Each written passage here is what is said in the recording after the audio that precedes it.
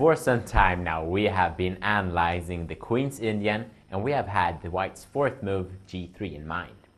In this week's episode, we'll take a look at White's A3. This is the second most popular move after G3, and it's quite obvious why it is played. The plan is simply to block the black squared bishop from developing and to enable White from developing the knight to C3 without having to be afraid of black pinning it by playing bishop to B4. Like after White's G3, black can choose between bishop to B7 and bishop to A6. Those are not the only options, but they are by far the most popular ones. Bishop to B7 is followed by White's foretold knight to C3. In the Nimzo Indian and as well in the Queen's Indian, black fought for the E4 square, something that has changed here since the top priority now lays on the D5 square. Because if black would play a slow development move such as bishop to E7 for example, White should simply advance in the center with D5, and after a castle, White reaches a comfortable position after his seventh move E4.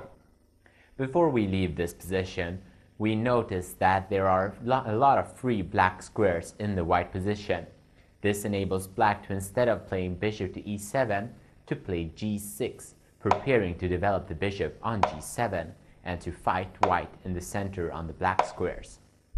Black's most popular option is simply to stop White from playing D5 by playing D5 himself.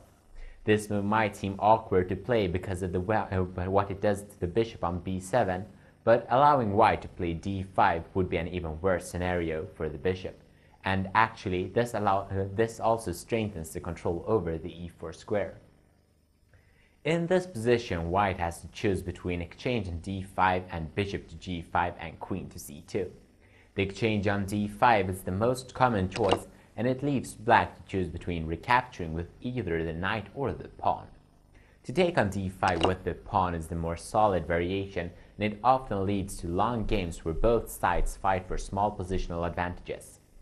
White can now mainly choose between G3 and bishop to F4, while black on the other hand wants to play C5. As we see here, the positions are quite different from the ones we're used to. This because of White's A3, which removed the possibility of bishop to B4, and since it allowed knight to C3, which threatened D5, a plan we haven't come across in our earlier episodes. So let's see what happens if black, instead of taking with the e-pawn on D5, recaptures with the knight.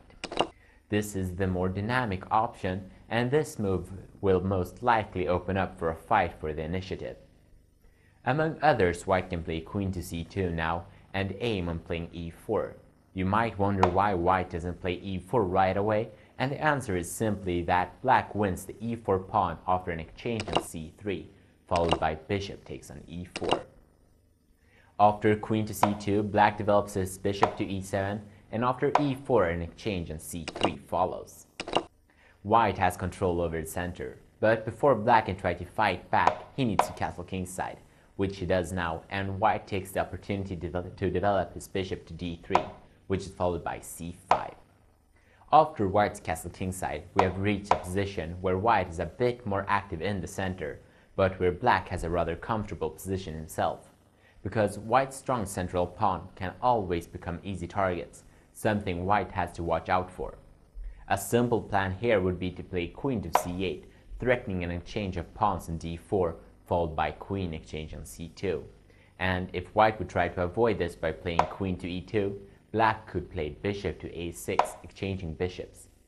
Important to know is that exchanges are favorable for black in this position.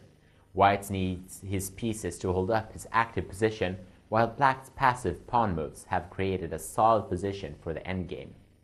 But with that, we'll end this week's episode of the Opening School. We'll be back again next week, so see you then.